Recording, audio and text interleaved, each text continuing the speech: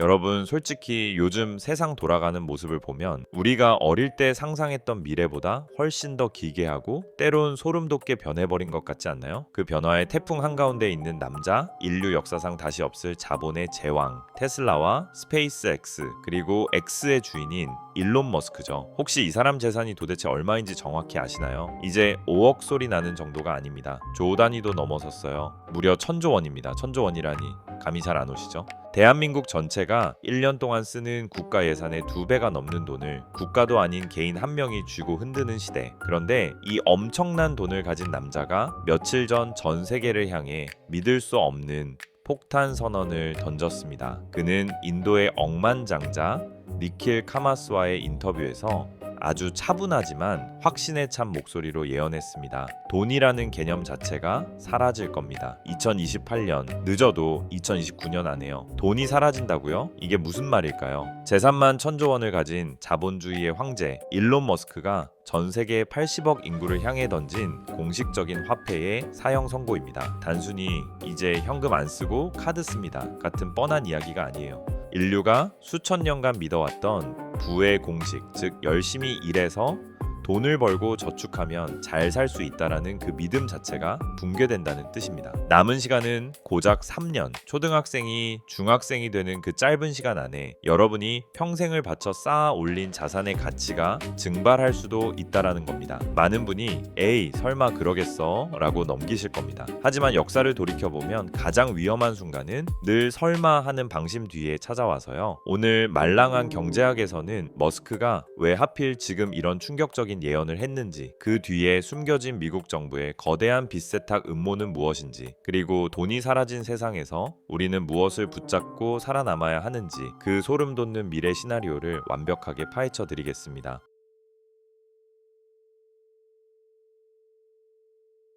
우리가 왜 이 괴짜 억만장자의 말에 귀를 기울여야 하는지부터 냉정하게 따져봐야 합니다. 솔직히 일론 머스크 말 많고 탈 많은 사람이죠. 하지만 그의 과거 발언들을 타임라인에 올려놓고 보면 소름 돋는 패턴 하나가 발견됩니다. 바로 조롱, 침묵, 현실화라는 절대 법칙입니다. 시계를 20년 전으로 돌려볼까요? 2002년 머스크가 앞으로 전기차가 내연기관차를 싹 다 밀어버릴 겁니다 라고 했을 때 GM과 포드의 임원들은 배꼽을 잡고 웃었습니다. 가서 배터리 달린 장난감이나 만드세요 라고 비웃었죠. 심지어 대부분 주식 투자자들도 그를 사기꾼 취급하며 비웃었어요. 하지만 2026년 지금을 보세요. 테슬라의 시가총액은 전 세계 모든 자동차 회사를 합친 것보다 큽니다. 거리엔 전기차가 넘쳐나죠. 2008년은 어땠나요? 민간 기업이 만든 재사용 로켓으로 우주를 정복하겠다고 했을 때 나사조차 고개를 절레절레 흔들었고 러시아는 그에게 침을 뱉었습니다. 하지만 지금 스페이스X는 전 세계 위성 인터넷망을 독점하고 있고 나사가 돈을 주고 로켓을 빌려 쓰는 유일한 기업이 되었어요. 2015년 자율주행과 AI 발언 때도 사람들은 적어도 50년은 걸릴 공상과학이라며 무시했죠. 하지만 지금 뉴럴링크로 뇌에 칩을 심은 사람이 생각만으로 컴퓨터를 조작할 수 있고 자율주행 로봇 택시가 도시를 질주하고 있습니다. 보이시나요? 그가 미래를 말하면 처음 3년은 미친 사람 취급을 받습니다. 하지만 5년 뒤엔 혁신가로 불리고 10년 뒤엔 그 말이 상식이 되어버립니다. 이것이 지난 20년간 반복된 역사입니다. 그리고 지금 그는 그 어느 때보다 진지한 표정으로 다시 말하고 있습니다. 3년 안에 돈은 사라진다. 이번 예언은 과거의 그 어떤 발언보다 급진적이고 파괴적입니다. 하지만 그의 적중률을 봤을 때 이번에도 설마 하고 넘기기엔 리스크가 너무 큽니다. 그는 이미 우리가 모르는 미래의 설계도를 완성해 놨을지도 모르니까요. 그가 바라보는 미래는 어떤 모습일까요? 도대체 어떤 원리로 돈이 사라진다는 걸까요? 머스크의 논리는 경제학의 가장 기초인 수요와 공급에서 시작합니다. 우리가 돈을 주고 물건을 사는 이유는 간단합니다. 물건은 한정되어 있고 그걸 갖고 싶은 사람은 많기 때문이죠. 누군가의 피땀 어린 노동과 시간이 들어가야만 맛있는 커피 한 잔, 멋진 자동차 한 대가 나옵니다. 그래서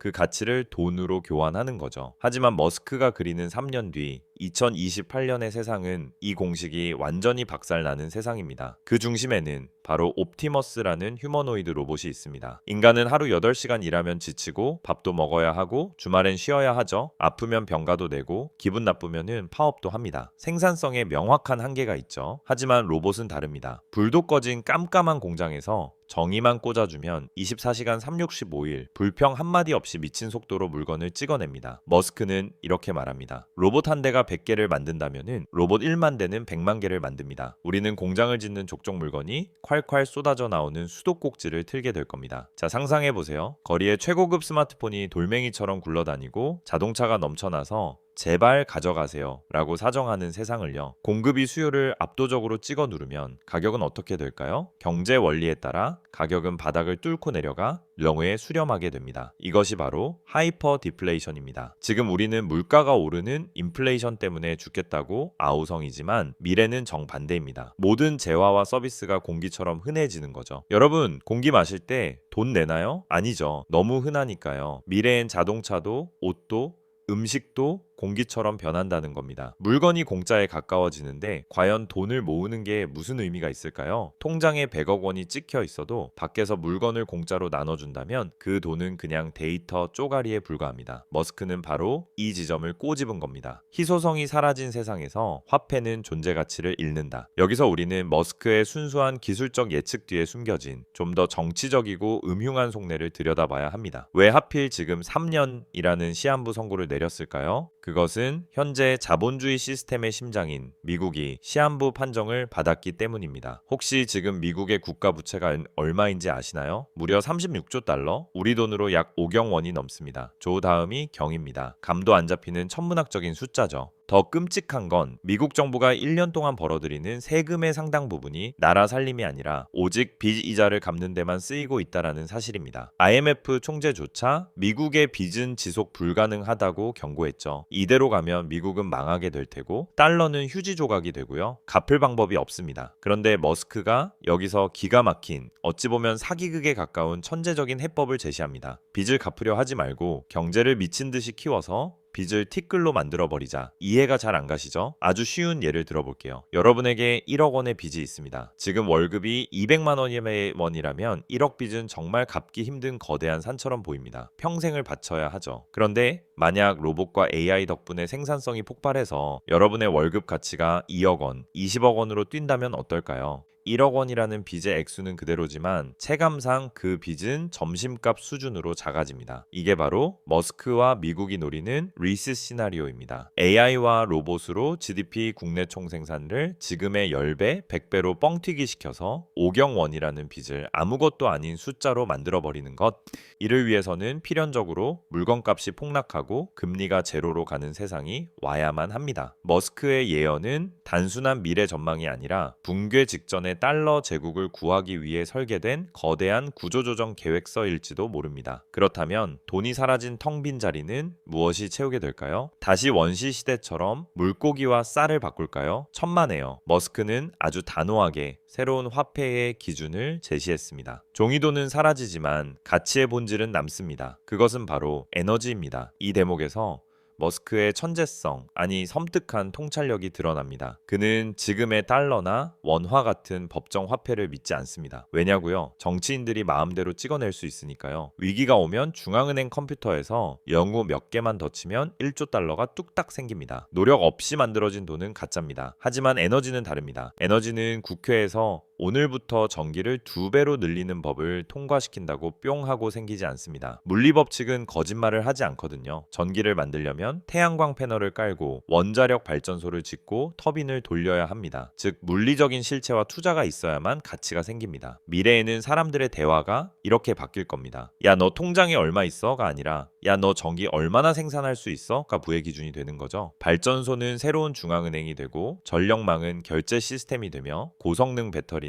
새로운 금고가 됩니다. 머스크가 그토록 비트코인을 지지했던 이유도 바로 여기에 있습니다. 비트코인은 그냥 얻어지는 게 아니라 막대한 전기를 태워 채굴해야 얻을 수 있는 에너지 화폐의 프로토타입 시제품이었던 겁니다. 앞으로의 세상은 에너지를 소비하는 자가 아니라 에너지를 생산하고 소유하는 자가 지배하는 세상이 될 것입니다. 머스크는 일 안 해도 되는 풍요로운 유토피아를 말하지만 우리는 그 화려한 포장지 뒷면의 어두운 그림자를 직시해야 합니다. 돈이 필요 없는 세상, 과연 천국일까요? 가장 먼저 사라지는 건 돈이 아니라 인간의 존엄성일 수도 있습니다. 지금까지 우리는 일하지 않는 자, 먹지도 말라는 세상에 살았습니다. 노동은 생존 수단이기도 했지만 내가 사회에 필요한 존재라는 것을 증명하는 자아 실현의 수단이기도 했죠. 그런데 로봇이 모든 걸 다 해주는 세상에서 인간은 뭘 해야 할까요? 할 일이 없습니다. 그저 정부나 AI 기업이 배급해주는 기본소득 보편적 에너지 배급을 받아먹으며 연명하게 되겠죠. 머스크는 이걸 긍정적으로 포장했지만 냉정하게 말하면 이건 인간의 애완동물화입니다. 주인이 주는 밥을 먹고 따뜻한 집에서 잠만 자는 강아지와 다를 게 뭐가 있나요? 스스로 삶을 개척할 힘을 잃어버린 사육당하는 인류. 이것이 머스크가 말하지 않은 디스토피아의 민낯입니다. 더 무서운 건 에너지 카스트 제도의 탄생입니다. 에너지가 곧 돈이라면 에너지를 생산할 수단, 발전소, AI, 로봇을 가진 소수의 슈퍼 리치들과 그걸 받아서 써야만 하는 대다수의 인격인간으로 계급이 영원히 나뉘게 됩니다. 지금의 빈부격차는 열심히 노력하면 좁힐 수라도 있었죠. 하지만 미래의 에너지 격차는 노력으로 극복할 수